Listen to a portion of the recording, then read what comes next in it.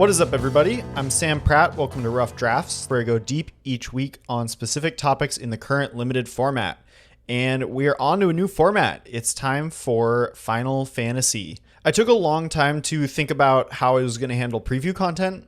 My podcast is pretty unique in that it is not focused on big picture overview stuff, which a lot of preview content is focused on that, kind of catering to newer players or players that may only do 5-10 drafts of a set, just kind of giving them the big picture of what the mechanics are, what the themes are, like what the color pairs are doing. I know I have a more dedicated listener base. I'm going to skip most of that. Yeah, like I said, I spent quite a long time thinking about how I was going to handle preview content. I think I've cooked up something pretty cool, and I'm excited to get into it. Like I said, I'm not really going to focus on big picture content, like going over the mechanics or anything. And I'm also not really going to focus on nitty gritty card evaluation. I think that for most of the set, like 60% of the set, we have a very good sense of how the cards are going to play out, especially the commons and uncommons. And also a lot of the card evaluation gets sorted out by, the data or just the vibes of the set within the first couple days. So the content that I'm going to put out today is going to be some of my own predictions about how things are going to land, but I'm going to focus more on the things that I have questions on. So kind of the theme of this is going to be 10 hot topics. So I'll go into the structure of the episode. I'm going to start with some of my big picture format predictions, maybe big picture format takeaways, just to kind of set the tone. And then I'm going to run through my top commons really quickly, because I think that's another way to kind of importantly set the groundwork. And then we're going to go into the hot topics. So that's going to be a mix of things that I have big questions on, and also just things that I'm kind of excited to dive into. For the first step of that, the format takeaways. The first big picture format takeaway that I have is that this is a rectangles format. There is so much in this set that creates small bits of incremental value in other pieces of cardboard, be it tokens or, there's the job select equipments, which will bring a token 1/1 along with the equipment. And oftentimes when formats revolve around rectangles like this, removal becomes a little bit less important than normal. So pointing your removal spell at a creature that was created by an equipment is a lot less potent because it leaves the equipment behind. Just as an example, there's a lot of other things that provide this kind of incremental tokeny value. So what that usually means for these types of sets is the timing aspect of removal is very important. So we're talking more stuff like combat tricks or the cheap interaction. I do think the cards in both of those classes are quite good. The combat tricks in the set looks really good, and the cheap interaction, there's a couple of key cheap interactive spells that I think are really important. Those are going to be generally more important than the kill spells. Like the common black kill spell is 4 mana in this set, and I think that card's going to be fine, but not like the top common like it was for like in Aether Drift, it was Spin Out. The next big picture format takeaway I have is there are a ton of places to put mana in this format. So like I said, job select, which is the equipment mechanic that brings a 1/1 token attached. The equip costs are pretty hefty for a decent reward, So if you're in an equipment deck, you can put your mana there.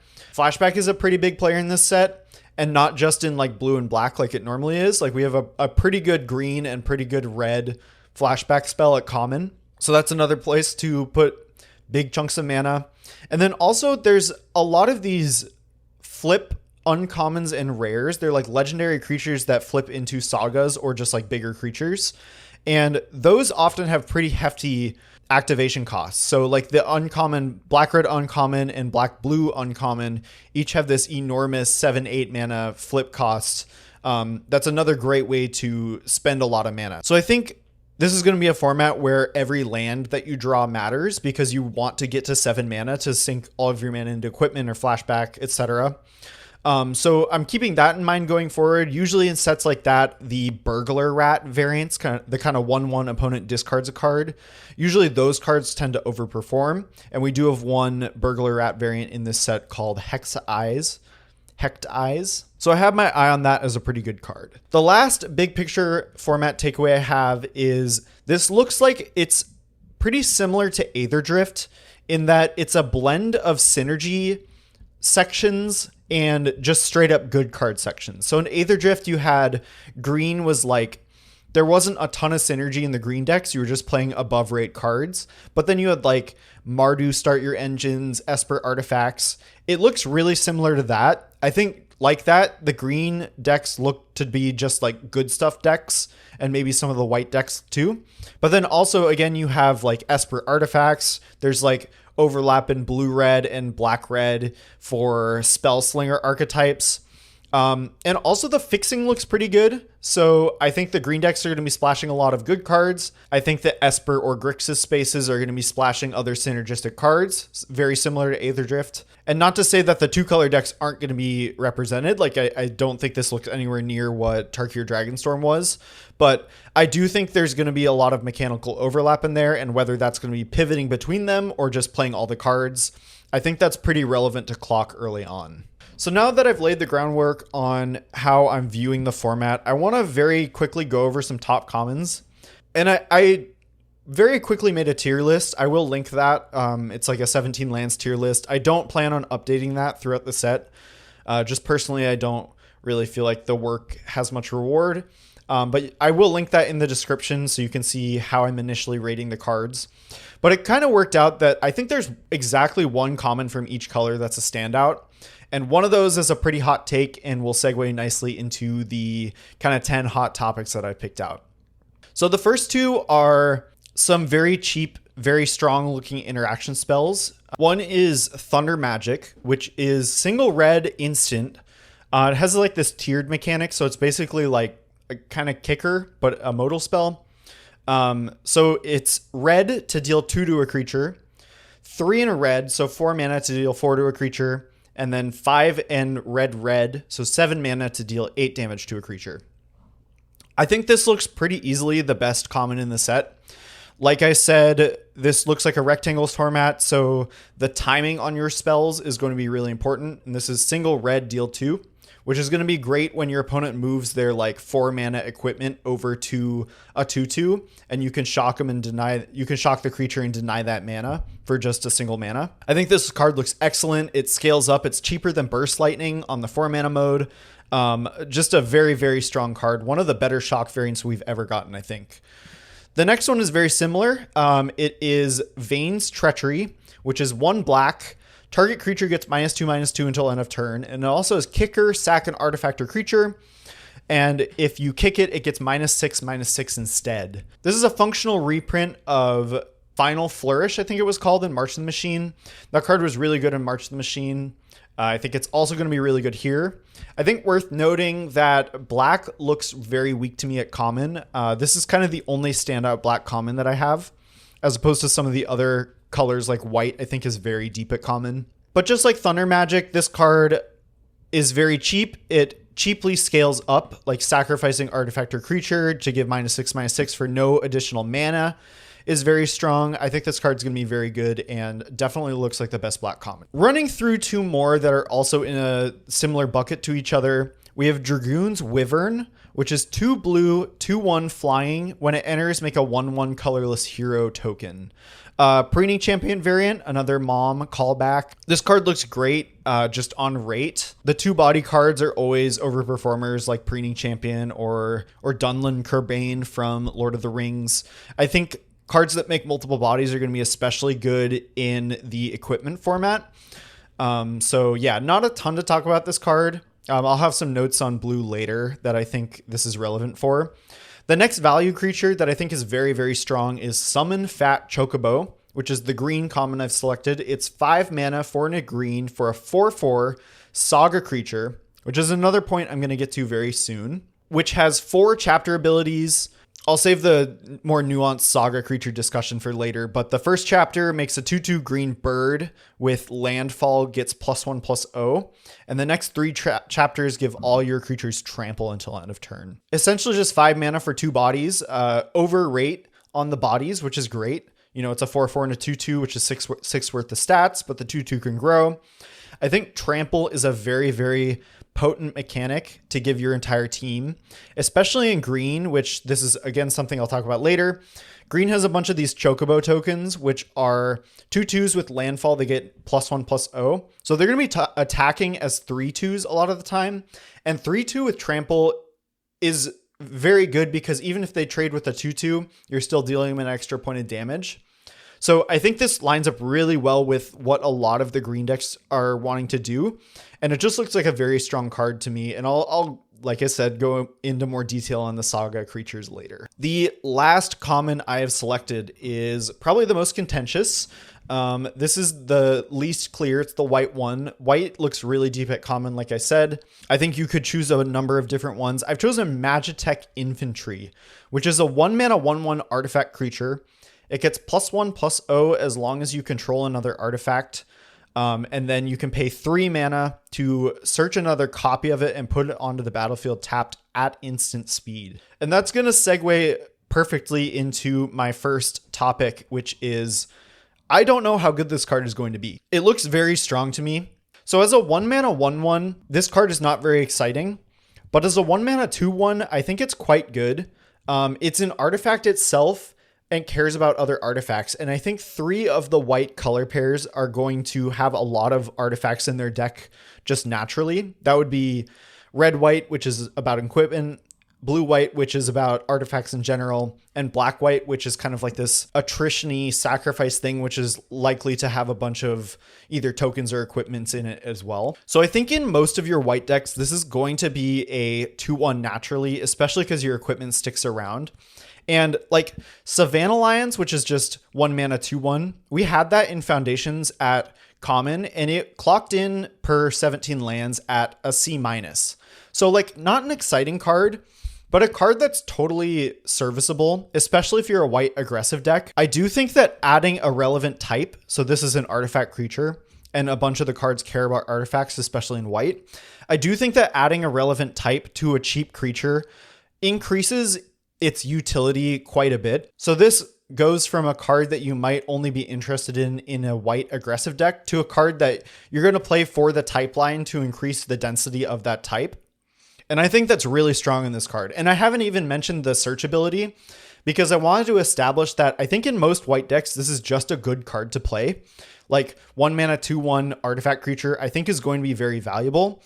So that makes the search ability just like kind of awesome because a lot of these collect 'em all cards like Tempest Hawk, you were pretty disappointed when you drew additional copies in your hand. But I think that this card, even if you draw additional copies, like that's a card you were still pretty fine to put in your deck. And the search ability being an instant and just being like fairly cheap, I think makes this card look very, very strong. So I really don't know exactly if it's going to be the best white common. I don't know if it's going to be somewhere in the middle. I can't imagine it being lower. If I was going to assign a grade, I can't imagine it being lower than a C. I think its range is like C to B-, maybe even B. The one thing that I'm very interested in is if it is indeed extremely strong, I'm curious if it being the clear top common is going to hurt it significantly more because it is a collect 'em all card. Like we've never had one of these collect 'em all cards be like a very desirable common. And I think this has potential to do that. So it'll be really interesting to see how that goes. We had a Whisper Squad in Ikoria, which was close to that, and Gathering Throng in Streets of New Capenna, which was also fairly close. But I think personally that this card looks a little bit better than each of those. The next hot topic I want to talk about is Saga creatures. And if you don't know, the Saga creature is a Saga that's also a creature. So it will expire after the last chapter and go to the graveyard. I guess I'll just read one. This one is 3-mana white card. It's Summon Choco Mog. Like I said, 3-mana white, 3/3. It has 4 chapter abilities. They're all the same thing. It's other creatures you control get +1/+0 until end of turn. So this will come down. It has Summoning Sickness, so it can attack. And then you get 2 combat steps on your turn to attack with it. And then it dies. Or you get 3 turns of blocking with it. So there's 3 commons. There's one in white, red, and green. And then there's a bunch of uncommons. The uncommons all have 3 abilities. So notably, you only get 2 blocks and only 1 attack, but the commons you get 2. So we've never seen something that looks like this. They're kind of the opposite of the Kamigawa sagas, which were sagas that flipped into creatures. And those are all very strong because getting all of that value eventually was very strong in that format. These are kind of the opposite, where they give you value, but they die. So I think with the common ones, you're not really getting a ton of value from all of the chapters. They're kind of like incidental effects. So I think you're going to be very incentivized to trade those off. And I think it's going to be pretty easy to trade those off. There's only 3 of them. They're either 3/3, 3/2, or 4/4s, which are fairly threatening bodies. The higher rarity ones give a lot of value. Like they have good, very solid, like Saga-y chapter abilities, but they only have 3 chapters, so they die faster. So those are closer to like value spells than actual creatures, like I think the commons are. Personally, going into the format, I think these spells look very, very strong. I think especially the common ones kind of evaluate close to just a regular creature with those effects. And the uncommon ones, don't have as much creature value, but they give you more value in the chapter abilities. I think they're going to play pretty close to value creatures in general, but there is a lot of downside of them dying. And that's going to be really interesting to figure out if a lot of the games go kind of how they did in Aether Drift, where your opponent plays, there is like a Ketradon variant, which is like a 6-drop, 6/6 trample thing that like gains life. Like you could play the summon Fat Chocobo, which is the 5-mana 4/4, and then your opponent plays that 6-mana 6/6, and then you just can't attack with the summon that you played for the turns that it's on the board. That's really bad. The creatures don't look huge in this format, so I don't know how often that's going to be a play pattern that you're going to have to worry about with the Saga creatures, but definitely something to think about with these cards and something that's going to be really fun to figure out going forward. The next topic is equipment decks. Red-white is the equipment theme, but the equipment looks to be a really big part of this format in general. We've had 2 instances of dedicated equipment decks being really, really strong in their limited formats. One was in Kaldheim, and the other was in Phyrexia, which had the Mirrodin equipments, which are very similar to Job Selects. These equipment decks usually want value creatures. So like you're okay playing smaller bodies if they bring additional value because you're able to buff them up larger. So we actually have a functional reprint of a card from Kaldheim, which was a very big player in this equipment deck. It was Beskir's Shieldmate. In this format, it's called Dwarven Castle Guard, which is a 2-mana, 2/1 in white. When it dies, create a 1/1 colorless hero creature token. So the idea is you play this, maybe you trade it off. You still have a body that you can attach your equipment to later on. So there's a lot of these kind of smaller value creatures. There's also this red spell called Call the Mountain Chocobo, which is a 4-mana sorcery. You search your library for a mountain card, put it into your hand, and create a Chocobo creature token. And then this spell also has flashback for 6 mana, which is a pretty hefty cost. But that's another example of a small creature that has a fairly aggressive stat line. Like I said, the landfall ability it's going to be attacking is a 3/2 fairly often, but it draws you a mountain, which is going to be really good for these hefty equip costs. And the downside of a smaller body is going to be mitigated by the fact that you can buff it up pretty consistently. So the equipment decks play pretty interestingly. I'm curious to see how fast they are. Like the 2-drops overall don't look super strong, but the idea of these kind of aggressive equipment decks is you have a fairly fast start and are able to deal your opponent some amount of damage, and then you kind of grind the game out, kind of sending in one large suited up creature a turn until your opponent can't deal with it anymore. It kind of turns every single token you have into a threat eventually. That's kind of how the Kaldheim equipment decks played out. Was you would play like cheap evasive threats, and then eventually you had like this inevitability with the equipment. I think that's how these decks are going to play out too. I think they look pretty good, but I'll be curious to see exactly how fast they are. Moving on, we have another white spell I'm very curious about. It is White Aura Sight, which is a 4-mana common. It costs 2 white, so it's double pipped. When it enters, exile target non-land permanent an opponent controls until this artifact leaves the battlefield, and you can tap it for white mana. This is kind of like a depowered Buried in the Garden, if you remember that card from Murders or Outlaws. And Buried was great. I checked the stats on Buried. It was about a B+ in both of those formats, which is very, very strong. The face-up downside here is that it doesn't fix your mana, which is definitely relevant, but still providing the mana acceleration is great. Like I said, this looks like a format where you're going to have like infinite places to put your mana, which is fantastic. So I'm curious to see if this card is going to be as strong or close to as strong as Buried was, because this is a common and it looks pretty good to me. The one big downside I see is there is a common spell called Suplex, which is 2 mana in red, deal 3 to a creature and exile it, or exile target artifact. And this is like an Abrade variant. We know this is going to be like a very highly drafted card. The question would be is if your red opponent always having an answer to this card too big a liability to make it consistently good. That remains to be seen. So I definitely have my eye on this card. It could be the top white common. I think it has the potential. So it'll be really fun to see. The next topic I'm going to talk about is I think blue has a very, very good instant speed package at common and uncommon. One card I'm really high on, it's Ice Magic. It's another one of these tiered spells. It is 1 and a blue, instant. It has 0, so just 2 mana, return target creature to its owner's hand. It has 4 mana, target creature's owner puts it on the top or bottom of their library.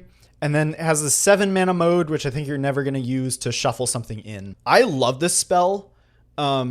I think it has diminishing returns because you can only play so many of these top or bottom or bounce spells in your deck. So I don't think you're often going to want to play more than 2, which kind of precludes it from being an actual top common.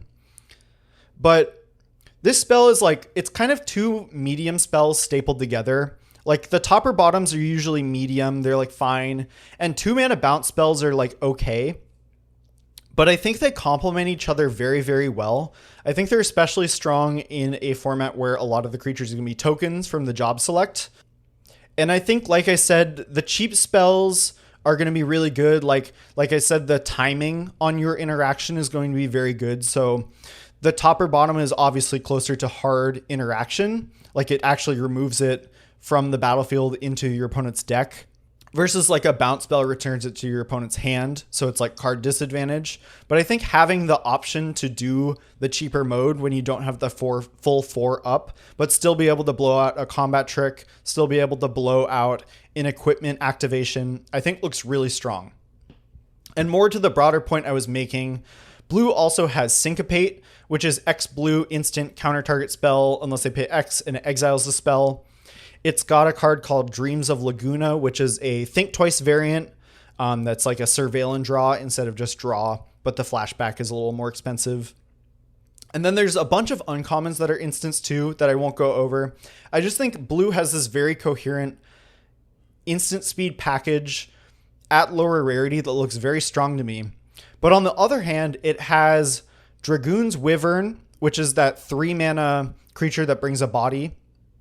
And it also has a card that I think looks pretty good that I'll talk about later called Combat Tutorial, which is Divination put a counter on something. And those each look really strong, and they're kind of 3 mana sorcery spells, which are at odds with the blue instant speed package. So definitely looking at how that is going to play out in terms of like blue's overall strength as a color at lower rarities. And I guess I'll talk about Combat Tutorial now as the next topic. There's kind of 4 cards I want to talk about in conjunction with each other. There's 2 creatures and 2 non-creature spells. The creatures are both 2 drops. One is Scorpion Sentinel. It's a 2 mana 1/4 artifact creature. If you have 7 or more lands, the creature gets +3/+0, so it becomes a 4/4. The other creature I want to talk about is Demon Wall, which is a 2 mana 3/3 Defender Menace. Also has the creature type Demon Wall. It can attack as long as it has a counter on it. So these are two drops that are pretty beefy and get better if you put counters on them, like turning your Scorpion Sentry, which I won't go too into detail about what I think about it right now, but turning that into a 2/5 on curve is very, very strong. Like Wishcoin Crab for 2 mana would be great. And we have 2 ways to do that at 3 mana. We have Combat Tutorial, like I said, which is Divination put a counter. And then we also have a card called Prisha's Wanderings, which is 3 mana, put a counter on something, get a town or basic out of your deck tapped into play. I won't go too into detail about how good I think these things are. I just think it's very, very interesting that there is this package of defensive 2-drops that look very overstated and decently strong. And then these 2 3-mana spells that can beef up these defensive 2-drops. That seems like a really good package to have either in like green-black, green-blue, or blue-black. So like in the Sultai space, I have my eye on this package of 2-drops plus 3-drops kind of to fill out the lower portions of my curve. Okay, next topic. This is actually 2 topics. I want to talk about the 2 different types of green decks that I'm seeing. One is Naya Beatdown. So this would be either green-red or green-white. To me, it looks like there's a very good curve of kind of overstated green creatures that are just kind of good at attacking. Very similar, again, to Aetherdrift, where you could play a curve of like 2 mana 3/2, something on 3, 4 mana 4/4 with upside, something on 5, 6 mana 6/6. Like, red and white seem to support this very well. I think their signposts are decently good at putting pressure on. The key common that I have for this in green would be a card called Gishal Greens, which is a 2-mana sorcery that makes one of the Chocobo tokens, and then you can flash it back for 7 mana. Just like kind of does an impression of the Gibberic Omnivore from Aetherdrift. And then there's also Blitzball Strike, which is 2 mana +3/+3 in trample, combat trick at instant. So it's a functional reprint of Fanatical Strength or Staggering Size from Murders or LCI. And that card was very good in each of those formats. I think it's still going to be good here. It looks like there's just a very straightforward green beatdown deck, supported with Fat Chocobo at the top end at 5 mana. On the other hand, I think there is something to a green pile deck, either base green-black or base green-blue. I think there's a lot of mechanical overlap with the towns, specifically a card that I think looks fantastic called Town Greeter, which is 2 mana in green for a 1/1. When it enters mill 4, you can get any land from among them into your hand, and if that was a town, you gain 2. This bridges the blue-green and black-green themes really nicely. So black-green cares about the graveyard, blue-green cares about towns. I think this looks phenomenal for each of those. This is like a strictly better version of Satyr Wayfinder, which is crazy because that card I think was very good. Like we just saw Enoch Wayfarer in the last set be very good, and it looked at 1 fewer cards and had other text that usually didn't matter. So I think that's kind of the linchpin for both of these green grindy decks. I think your blue-green and black-green decks are going to splash a lot. I think all of the green signposts look excellent, and I think these decks can probably play all of them. And the fixing looks good too. So yeah, this is 2 points rolled into 1. I think there's 2 flavors of green decks, and they each look very strong to me, where one is the Naya Beatdown decks, the other is the Sultai pile decks. And in a similar vein to the Naya Beatdown decks, there are a lot of good combat tricks, and I think there's definitely something to a green deck that is kind of trying to combo off with these tricks. I really have my eye on this as the format starts, as something to look out for. I already mentioned Blitzball Strike, which is the 2 mana instant that gives 3/3 and trample. We know that card's going to be at least solid. There's an uncommon called Tifa's Limit Break. It's another combat trick. It is single green. It's a tiered spell. Single green gives something +2/+2. So like okay rate. Like those are usually not good enough. But the second mode is 2 green, so 3 mana, double creature's power and toughness until end of turn, and then it also has 8 mana to triple something. If you have both of these cards in your deck, there are going to be games where you go, oh, you're tapped out, play a land, trigger my Chocobo, it's a 3/2, +3/+3 from Blitzball Strike. Now it's a 6/5, and then double it, you take 12, you die. I think that looks like a pretty good play pattern with Tifa's Limit Break.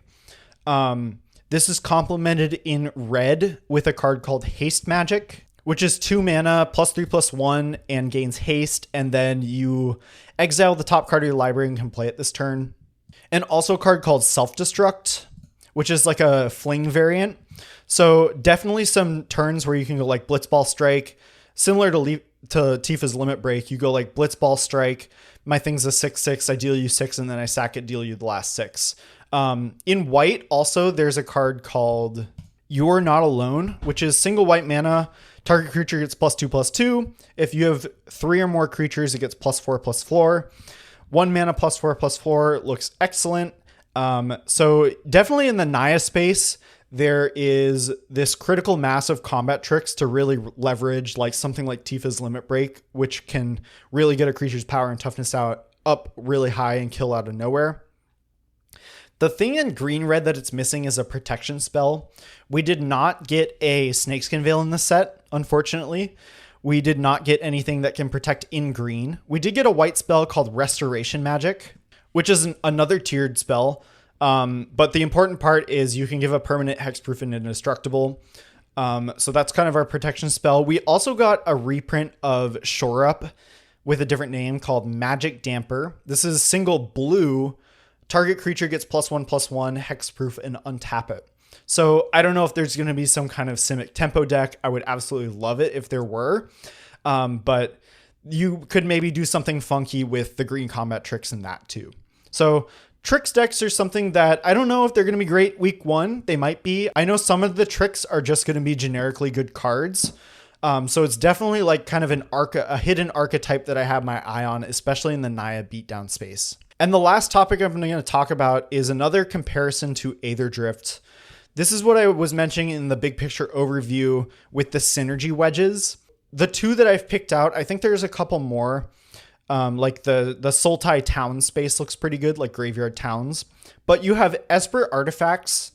So white-black is kind of like that token attrition thing, and blue-black cares about artifacts. And then Grixis Spells, which would be blue-red and black-red.